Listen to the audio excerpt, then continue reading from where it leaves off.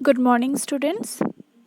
So, today we are going to start a new chapter, that is chapter number 3, Conservation Ecology. Earth ecosystem provides habitat to wild plants and animals. It supports different food chain and food webs. It also regulates essential ecological process and support lives. And man is completely dependent on them and the services they provide, such as food, water, disease management, climate regulation, spiritual fulfillment, etc. But this ecosystem is degrading day by day, and the severity of the threats the ecosystem of the earth are facing today. These threats are divided into two categories, that is, provisioning functions and regulatory function. Provisioning functions are due to loss of crop and overgrazing on the land, depletion of the world's tropical forest, loss of biodiversity, shortage of fresh water resources. Whereas pollution, overfishing, climate change, these are all regulatory functions. So, who are responsible for all these reasons? We human beings. To fulfill our need, we are exploiting our ecosystem.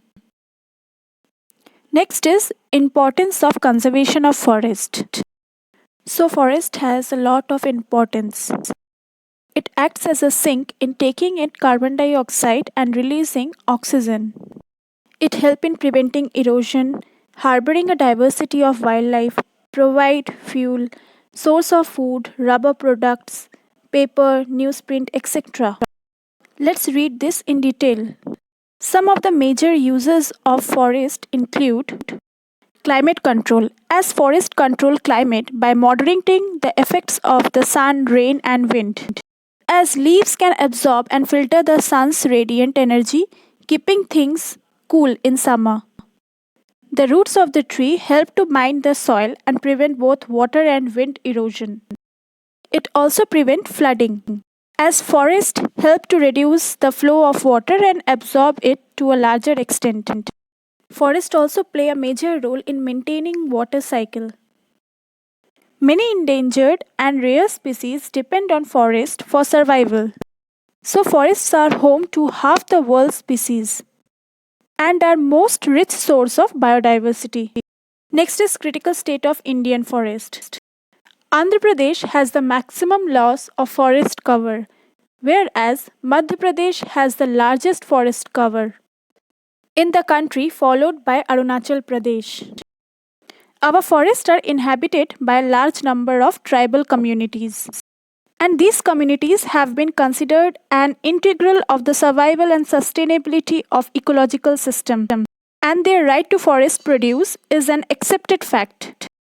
So to legalize these rights, the government passed the Scheduled Tribe and Other Traditional Forest Dweller Act 2006. So what is the purpose of this act? The purpose of this act is to recognize the right of the forest dwelling communities and encourage their participation in conservation and management of forests and the wildlife. So under this act, tribal people has the right to possess land to the extent of 2.5 hectare per family. They have the right of ownership, access to collect, use and dispose minor forest produce. They have the right to protect, generate, or conserve or manage any community forest resource. Next is conflict surrounding forest areas. The government has taken special steps to ensure the protection of the tribal population. Tourism help in raising foreign currency but cause pollution as well due to deforestation for developmental project which damage the ecosystem. Poaching has endangered several species.